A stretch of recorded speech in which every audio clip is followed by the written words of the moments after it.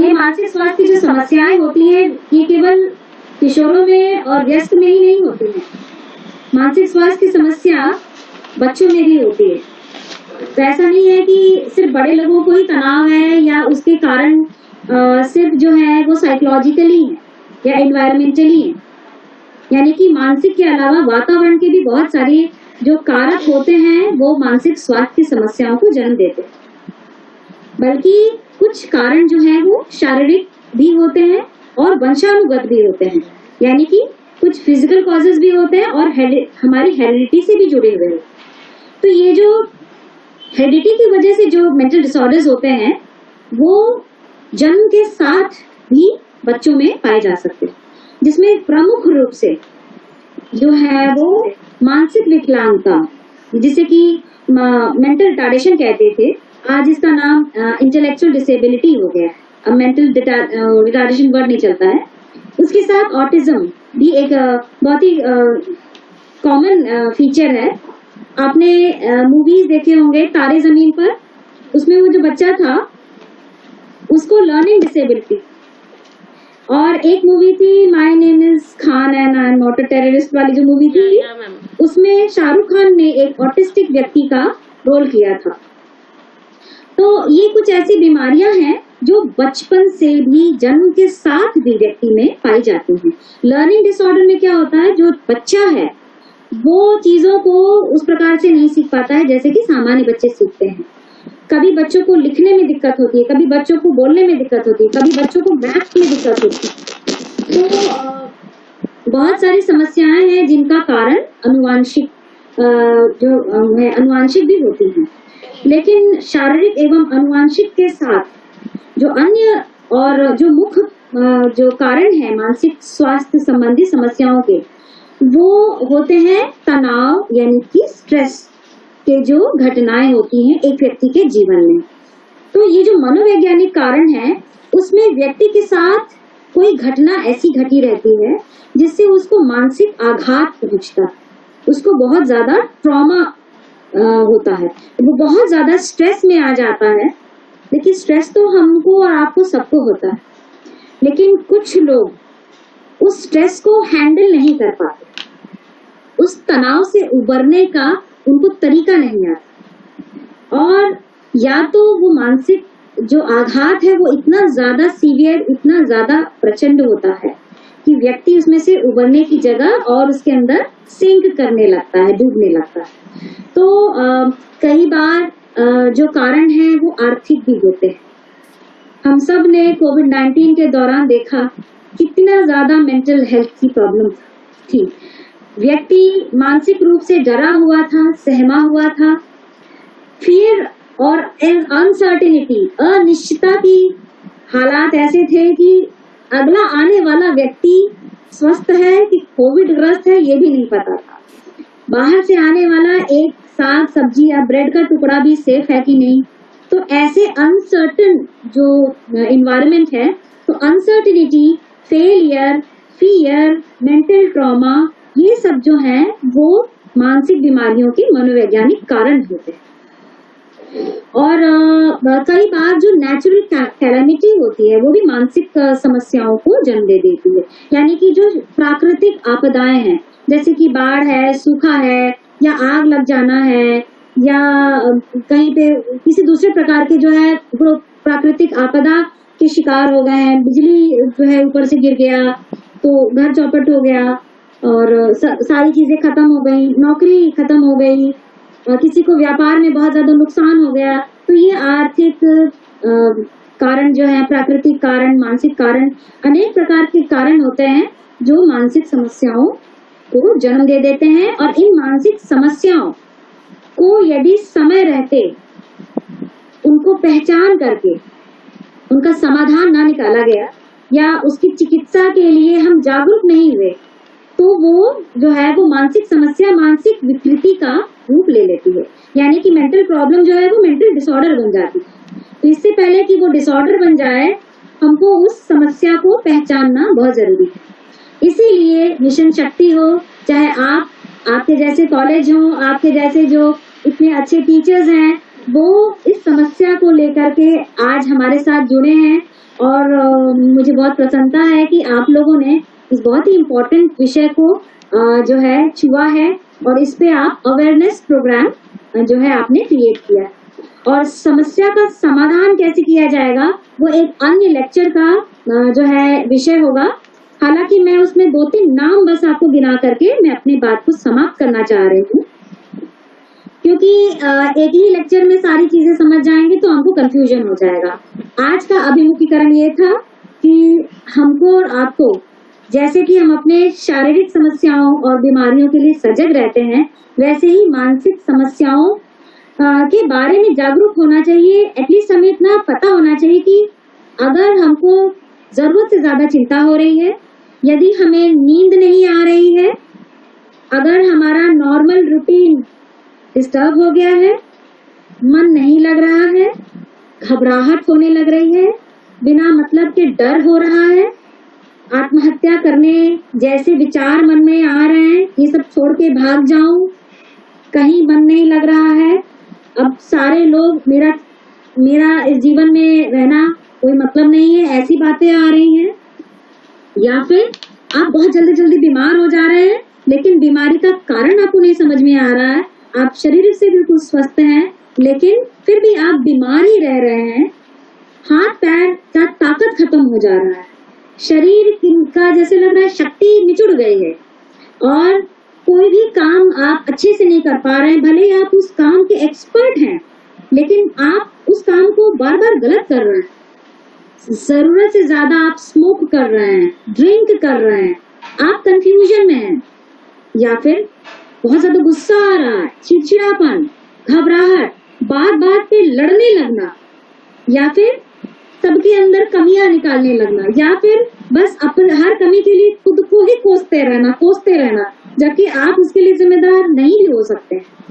एक चीज और, मूड स्विंग्स, कभी एकदम हंसने लगना, कभी एकदम रोने लगना, इतना रोने लगना कि आसपास वाले भी आपको देख के दुखी हो जाए। तो कुछ इस प्रकार के जो सिम्टम्स हैं वो मानसिक स्वास्थ्य के लक्षण हैं। अगर आपके आसपास या आपके अंदर ही इस प्रकार के कुछ लक्षण नजर आने लगे, नींद नहीं आ रही है, भूख नहीं लग रही है, पढ़ाई करने का मन नहीं लग रहा, या पढ़ाने का मन नहीं कर रहा, या फिर डेली रूटीन एकदम गड़बड़ हो गया है, और या आप जरूरत से ज्यादा हंस रहे हैं, जरूरत से ज्यादा बोल रहे हैं, आप चीजों को भूलने लगे हैं, तो समझ जाइए कि आपको किसी न किसी प्रकार की मानसिक स्वास्थ्य संबंधी समस्या है, जिसकी चिकित्सा के लिए 3 विधियां होती हैं।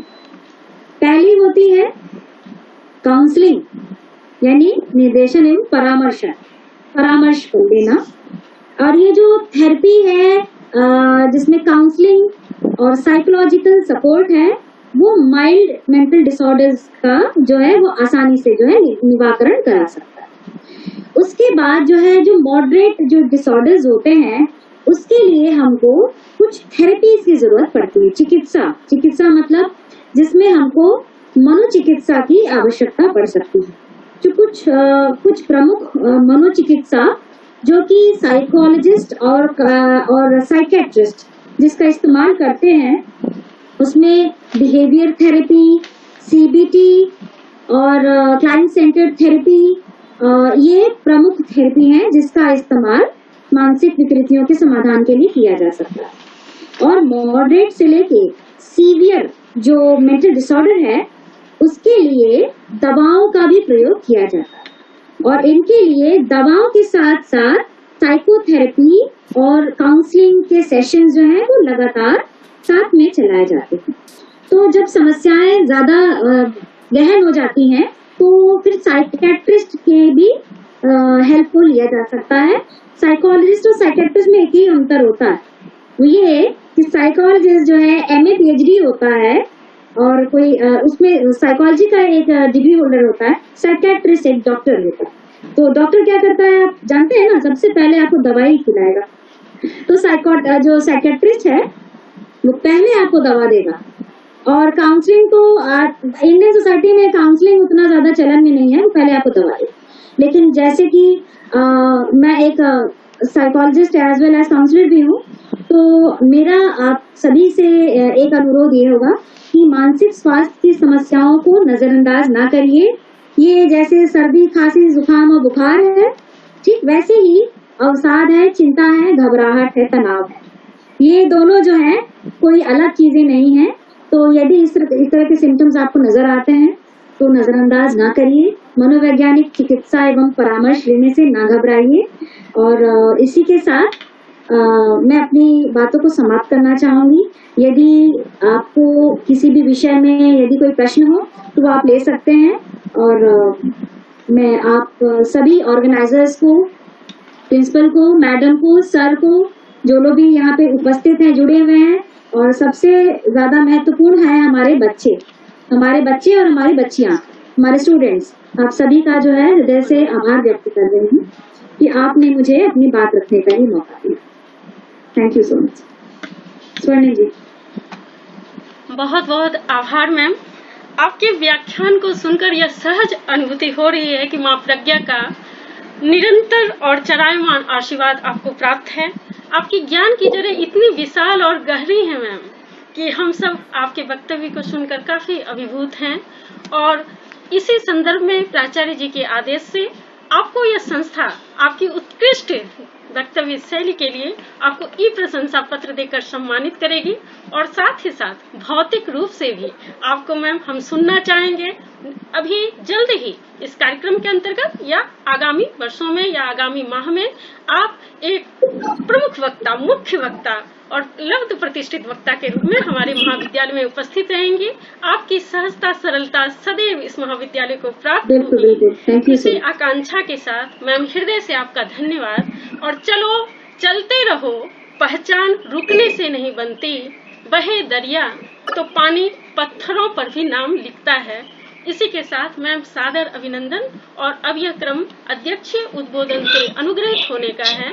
मैं माननीय प्राचार्य जी महोदय से आग्रह करूंगी कि कृपया आप सर अनम्यूट कर लें और अपने आशीर्वचन से हम सबको कृतार्थ करने की कृपा करें।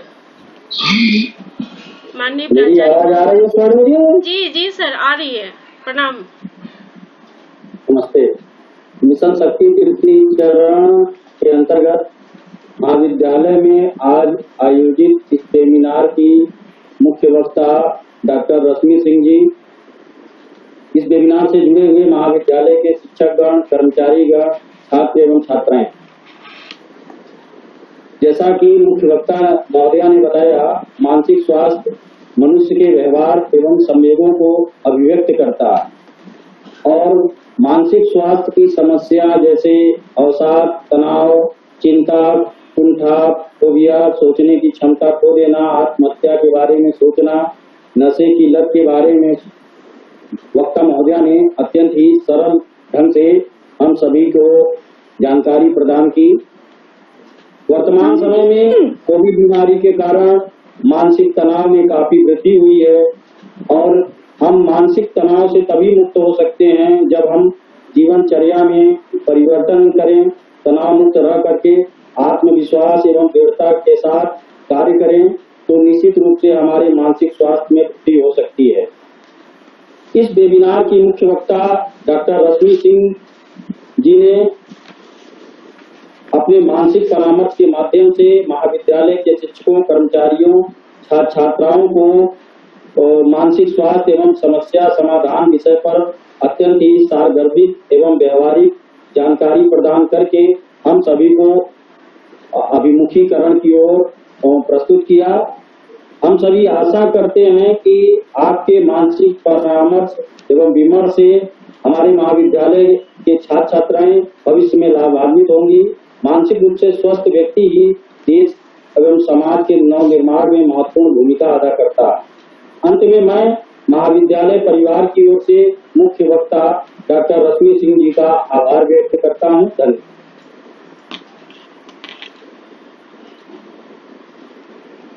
बहुत बहुत आभार सर। और अब यह क्रम आभार प्रदर्शन का है। मैं सम्मानीय के आभार प्रदर्शन के लिए मिशन शक्ति कार्यक्रम की सह संयोजिका doctor Abha Gupta ma'am, assistant professor Hindi को सादर आमंत्रित करूंगी।